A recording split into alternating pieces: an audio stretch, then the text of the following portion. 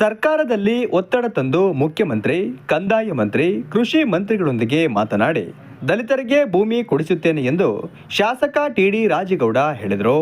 ಅಲ್ಲಿ ಮಾತ್ರ ಅಲ್ಲ, ಇಡೀ ಭಾರತ ದೇಶದ ಎಲ್ಲ ರಾಜ್ಯಗಳಿಗೂ ನಮ್ಮ ಸುಪ್ರೀಂ ಕೋರ್ಟ್ ಜಡ್ಜ್ ಮುಖಾಂತರ, ನಮ್ಮ ರಾಜ್ಯ ಸರ್ಕಾರದ ಚೀಫ್ ಸೆಕ್ರೆಟರಿ ಮುಖಾಂತರ ಜಿಲ್ಲಾಧಿಕಾರಿಗಳಿಗೆ ನಿರ್ದೇಶನ ಕೊಟ್ಟು ಅದರ ಮುಖಾಂತರ ತಹಸೀಲ್ದಾರ್ಗೂ ಬಂದಿದೆ, ಗೊತ್ತಿದೆ ಮೇಡಮ್ಗೆ.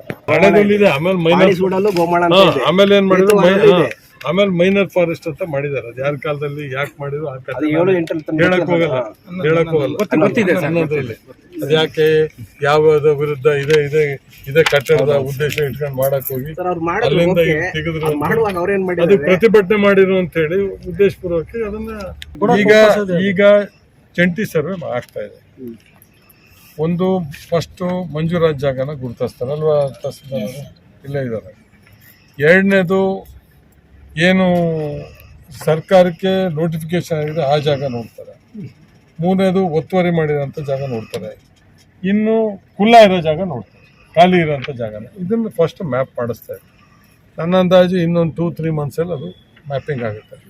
ಎನ್ಆರ್ಪುರ ಪಟ್ಟಣದ ತಹಶೀಲ್ದಾರ್ ಕಚೇರಿ ಎದುರು ಮಹಾತ್ಮ ಪ್ರೊಫೆಸರ್ ಬಿ ಕೃಷ್ಣಪ್ಪ ಸ್ಥಾಪಿತ ಕರ್ನಾಟಕ ದಲಿತ ಸಂಘರ್ಷ ಸಮಿತಿಯು ಅಹೋರಾತ್ರಿ ಅನಿರ್ದಿಷ್ಟಕಾಲ ಧರಣಿ ಸತ್ಯಾಗ್ರಹದ ಸ್ಥಳಕ್ಕೆ ಭೇಟಿ ನೀಡಿ ಮಾತನಾಡಿದ ಅವರು, 2009-10ರಲ್ಲಿ ದಲಿತ ಸಂಘರ್ಷ ಸಮಿತಿಯು ಅಹೋರಾತ್ರಿ ಅನಿರ್ದಿಷ್ಟಕಾಲ ಧರಣಿ ಸತ್ಯಭೂಮಿ ಹೋರಾಟ ಪ್ರತಿಭಟನೆ ಮಾಡುವಾಗ ನಾನು ಶಾಸಕನಾಗಿರಲಿಲ್ಲ. ಆದರೂ ಸ್ಥಳಕ್ಕೆ ಬಂದು ಬೆಂಬಲ ಸೂಚಿಸಿ ಜಮೀನು ಕೊಡಿಸುತ್ತೇನೆ ಎಂದು ಹೇಳಿದ್ದೆ. ಆದರೆ ಹಲವಾರು ಕಾರಣಗಳಿಂದ ನಿಮ್ಮನ್ನು ಭೇಟಿ ಮಾಡಲು ಸಾಧ್ಯವಾಗಿರಲಿಲ್ಲ. ಈಗ ನಾನು ಶಾಸಕನಾಗಿದ್ದೇನೆ. ನಿಮಗೆ ಖಂಡಿತವಾಗಿಯೂ ಭೂಮಿ ಕೊಡಿಸುತ್ತೇನೆ. ನನ್ನ ಮೇಲೆ ನಂಬಿಕೆ ಇಡಿ ಎಂದು ಹೇಳಿದ್ದಾರೆ. ಸ್ಪಷ್ಟ ಚಿತ್ರಣ ಬರ್ಬೋದು. ಈಗ ಸುಮಾರು 17 ವಿಲೇಜ್ಗಳದ್ದು ಮುಗಿಸಿದ್ದಾರೆ. ಈಗ ಆಯ್ತಾ, ಮುಗಿಸಿದ್ದಾರೆ. ಇದನ್ನ ನಮಗೆ ಫಸ್ಟ್ ಜಾಗ ಅರಣ್ಯ ಇಲಾಖೆಯಿಂದ ಉಳಿದಂಥ ಜಾಗನ ಗುರುತು ಹಚ್ಚಿದ ಮೇಲೆ ನಿಮ್ಮ ಅರ್ಜಿನ ಪುರಸ್ಕಾರ ಮಾಡ್ತೀವಿ. ಸರ್ಕಾರವೂ ನಿಮ್ಮ ಪರ ಇದೆ. 57 ಘೋಷಣೆ ಮಾಡಿದೆ, 50 ಘೋಷಣೆ ಮಾಡಿದೆ, 53 ಘೋಷಣೆ ಮಾಡಿದೆ. ಆ ಅರ್ಜಿ ಹಾಕ್ತೋರಿಗೆ ಏನೂ ತೊಂದರೆ ಆಗೋದಿಲ್ಲ. ಯಾರ್ಯಾರು 57 ಅರ್ಜಿ ಹಾಕಿದ್ರೆ ಅದಕ್ಕೆ ಕಾಫಿನ ಹೊರತುಪಡಿಸಿ ಮಂಜೂರು ಮಾಡೋದಕ್ಕೆ ಇವಾಗಲೂ ಅವಕಾಶ ಇದೆ.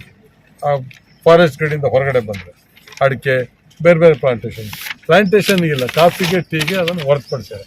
ಅಡಿಕೆ ಕೊಡ್ಬೋದು ಅಥವಾ ಇನ್ನಿತರ ಯಾವುದೇ ಬೆಳೆ ಬೆಳೆದು ಕೊಡೋದಕ್ಕೆ ಅವಕಾಶ ಮಾಡಿಕೊಟ್ಟಿದ್ದಾರೆ ಅವರು. ಆ ನಿಟ್ಟಲ್ಲಿ ನಮಗೊಂದು ಇನ್ನೊಂದು 3-4 ತಿಂಗಳ ಕಾಲಾವಕಾಶ ಮಾಡಿಕೊಡಿ. ಇನ್ನೂ 2 ವರ್ಷಗಳ ಕಾಲ ನಮ್ಮ ಅವಧಿ ಇದೆ, 2.25 ವರ್ಷಗಳ ಕಾಲ ಅವಧಿ ಇದೆ.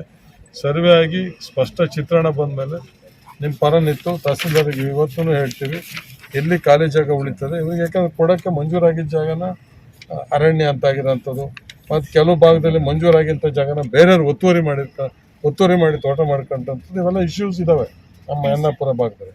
ಹಾಗಾಗಿ ಇದು ಏನು ಅರಣ್ಯ ವ್ಯಾಪ್ತಿಯಿಂದ ಹೊರಗಡೆ ಖಂಡಿತ ಸಿಗ್ತದೆ ಭೂಮಿ, ಅದರಲ್ಲಿ ಯಾವುದೇ ಭೂಮಿನೇ ಇಲ್ಲ ಅನ್ನೋ ಅನುಮಾನ ಬೇಡ. ಈಗಾಗಲೇ ಸರ್ವೆಯಲ್ಲಿ DF ಅವರಿಗೆ, ತಹಸೀಲ್ದಾರ್ಗಳಿಗೆ, DC ಅವರಿಗೆ ಒಂದು ಸ್ಪಷ್ಟ ಚಿತ್ರಣ ಸಿಕ್ಕಿದೆ. ಕೆಲವು ತಾಲೂಕುಗಳಲ್ಲಿ ಸ್ವಲ್ಪ ವ್ಯತ್ಯಾಸಗಳಾಗ್ಬೋದು, ಕೆಲವು ತಾಲೂಕಲ್ಲಂತೂ 100% ಸಿಗುತ್ತೆ.